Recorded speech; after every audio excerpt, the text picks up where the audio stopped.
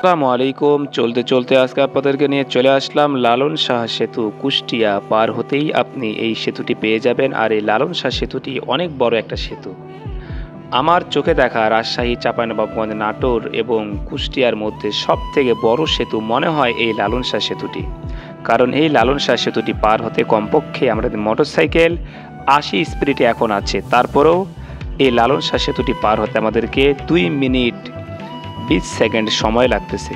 তো প্রিয় বন্ধুরা, দেখতে পাচ্ছেন লালন শাহ ব্রিজের পাশেই বাম পাশে দেখতে পাচ্ছেন পাকশি ব্রিজ। এটা হচ্ছে আপনার সেই ব্রিটিশ আমলের একটা ঝুলন্ত ব্রিজ। এই ব্রিজটা পুরোটাই করা আছে আপনার লোহা দিয়ে, শুধু লোহা।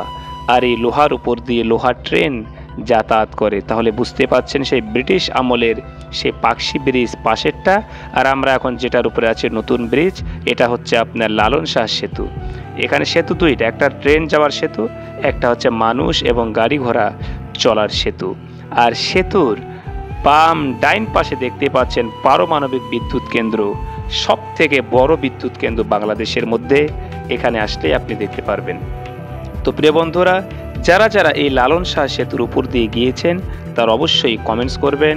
এবং কুষ্টিয়া, ভেড়ামারা থেকে শুরু করে এখানে যারা যারা আছেন আমাদের বন্ধুরা, যারা ঈশ্বরদী, পাবনার আমার ভিডিওটি দেখতে পাচ্ছেন, তাদের টাইম লাইনে এই ভিডিওটি রেখে দিবেন।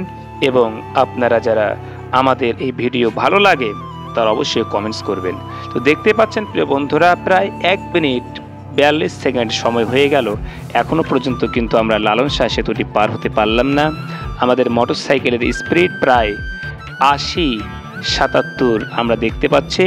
আপনাদেরকে আমি দেখাচ্ছি, থামেন। কিন্তু দেখতে দেখতে আমরা পার হয়ে গেলাম সে লালন শাহ ব্রিজ। প্রায় ২ মিনিট ৮০ স্পিডে গাড়ি চালানোর পরেও, মোটরসাইকেল ড্রাইভ করার পরেও কিন্তু এই লালন শাহ সেতু ২ মিনিট লাগলো পার হতে। তাহলে বুঝতে পারছেন লালন শাহ সেতুটি কত বড় সেতু। আমরা এখন লালন শাহ সেতু পার হয়ে যাচ্ছি পারমাণবিক বিদ্যুৎ কেন্দ্র। ইনশাল্লাহ সকলে ভালো থাকবেন, সুস্থ থাকবেন। যারা যারা এই লালন শাহ সেতুর উপর দিয়ে গিয়েছেন তারা অবশ্যই একটা কমেন্টস করবেন। এবং লালন শাহ সেতুটি আপনার কাছে কেমন লাগে সেটাও অবশ্যই আপনারা জানাবেন। তো প্রিয় বন্ধুরা, সকলে ভালো থাকেন।